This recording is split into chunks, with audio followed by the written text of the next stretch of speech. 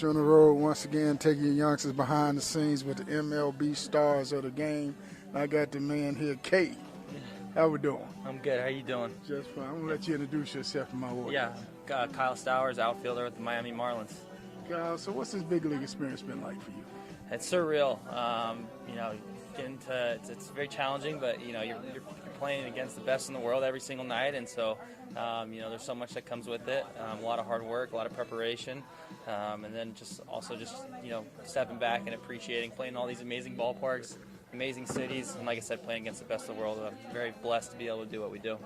So what are some of the challenges for you as a major league ball player? Yeah, I think just handling, I shouldn't say handling, trying not to put too much pressure on myself. For me, I'm very ambitious, hard worker, and I think what comes with that, I can be very hard on myself when things don't go how I want it to go. So it's just, trying to offer myself grace when, whether things are going well or whether they're not, to step back and just appreciate all that we're experiencing, to recognize that, there's a lot of people that love and care about me regardless of how I do on the field. So what is it like facing major league pitching? Yeah, no, they're always, if you're doing well, they're looking for the next way to get you out. It's a lot of problem solving, which I enjoy. Everyone's just kind of looking for ways, whatever you're struggling with, that's probably how they're gonna be attacking you. And so, for me, it's just trying to be ready to go when they make the mistakes and when they throw me the pitches that I can handle. Hey, I used to coach high school baseball, coach college baseball. When guys in high school, you face a pitcher and he got above average fastball, you just throw it back at him. Yeah. Go to college, you find out you got to have something to keep the hitters off balance. Yep. And, they say when you get in behind in the count, sit on the fastball. Yeah. Big leagues, you can't do that on any count, any situation. Yeah, I think just the level of pitch execution on a night-to-night basis is something that is very present here.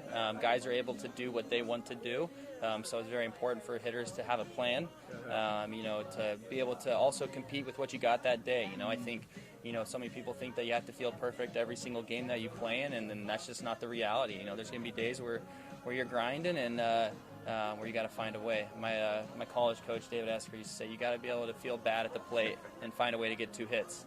And that's very true. Even major league hitters, they find a way to kind of work with what they got that day. Maury Reels once told me, he said, the curveball sent many major league players home. Now, do you sometimes get up there and the pitchers get you so frustrated, you like, I'm through with this game? Oh, man. I'll tell you what, this game will always bring you back to your knees. Even when you think you got it all figured out, you're never as good as you think. And then the same goes for you're never as bad as you think when things aren't going well, right? You're never as far as from your best stretch of baseball as you think. I had a guy I played with named Nico Horner. You remember him saying that to me, just encouraging me like, hey, you're never as far away from your best stretch of baseball in your life as you think. So that's why you always got to keep working, staying consistent with your routine and your process, and trusting that in the long run that's going to, give you the best chance. My hero, Nico? Yeah. Nico, yeah, he's the man. He was one of the best teammates I've ever played with. So let me ask you this. Guys watch you guys on TV, and they think the game is so easy. They don't realize it's a lot more tough than what it looks like. Yeah, definitely. I think even I fall into that trap when I'm watching stuff on video or watching games. The pitches you don't. It doesn't look like they move as much, or it doesn't look like they're coming in as hard. But yeah, I think it's a real challenge. But at the same time too, I also got to believe that you can, that you're up for that challenge. Who are some of the guys that mentored you along the way? Yeah, Dave Stewart was my biggest mentor. I played travel ball for him growing up. He's probably been my biggest baseball influence. Just someone who was very competitive, played at the highest level, but also just someone who believed in me. Was a great man. Someone I really respect. So I'll say Dave Stewart. So what's it like when you watch these guys on TV? Your kid coming up, you're watching ESPN, seeing these guys. All of a sudden you get to the major leagues, you're on the same field with these guys. Yeah, I try to turn them into a faceless opponent. That's something that I try to do. It's about the ball, right? I mean, from when you play T-ball until you get to the major leagues, there's that baseball in that field, and the game is surrounded about what happens with that ball. And so for me, I just try to think about, like I said, faceless opponent and what I'm trying to do, and and not get caught up on like whose name and how much service time or how long they've been around when they're pitching. You know, I try to have a lot of respect for the competition, and that, you know, no one's that good, no one's that bad. You know, I feel like everyone is good enough to get me out on any given day, and then I'm also good enough to hit a ball hard off of every individual I face. That's 2 questions. I mean, do you pinch yourself sometime like, wow, I'm really in the big leagues? Yeah, there's a couple of those moments. You know, I think like the first time you play at Fenway Park or Yankee Stadium, and you're just like, holy cow, man! You just, you know, so many times where you're watching, you know, those games, those ballparks, and like playoff games, big moments, and so yeah, I think there's a number of times where it's like, man, like I'm just very blessed to be doing what I'm doing. You know, God has me here for a reason, still playing, so I'm very grateful for that, and just trying to take it day by day.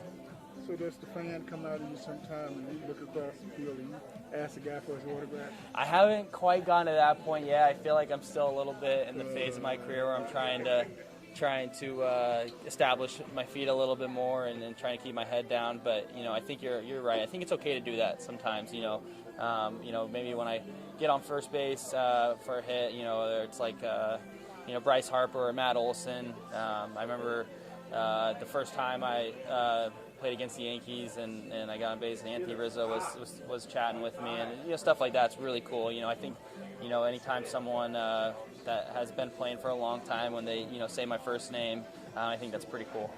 Well, since you brought that up, I'm going to slide another question. What kind of stuff do y'all be talking about on the field to each other?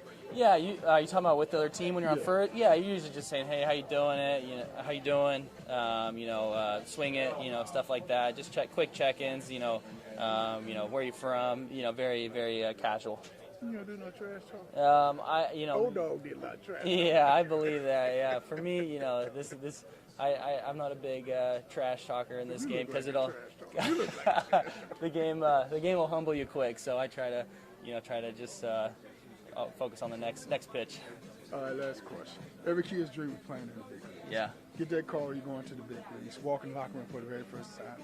See your uniform hanging up. What's that feeling like? Oh man, it's special. You know, I think it's kind of like, you know, your baseball career up to that point kind of flashes before your eyes a little bit. You think about, you know, for me, I think about when I was a kid and I dreamed of being in this position.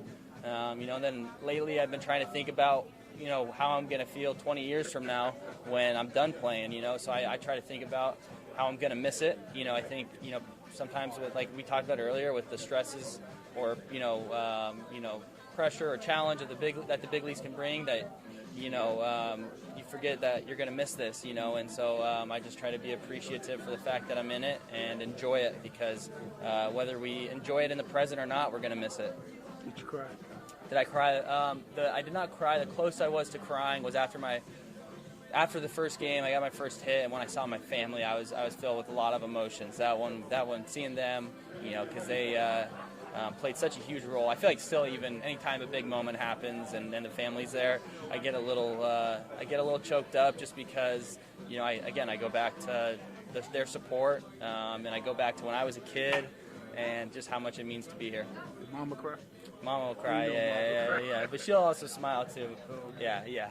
Coach on the road with the man. Appreciate it. Chapter 19. Reflections. Taking a moment to reflect as a coach, I realize the profound impact this team has had on many lives. Over my 40-plus years, many young men have approached me, expressing their gratitude for being part of this team. They shared that, without this opportunity, they would have been on the streets during the summer months, caught up in dealing drugs, gang activities, committing crimes, or, worse, they may have been murdered. By being a part of this team, these young men were lifted from those negative environments and exposed to a hopeful alternative. Become a booster and purchase a copy of the book online today at thediaryofacoach.com. That's thediaryofacoach.com. On social media, click the link to follow us on Twitter, Facebook, Instagram, TikTok, Fanbase, our podcast. Become a subscriber on our YouTube channel and visit our website at mem247.com. That's mem247.com.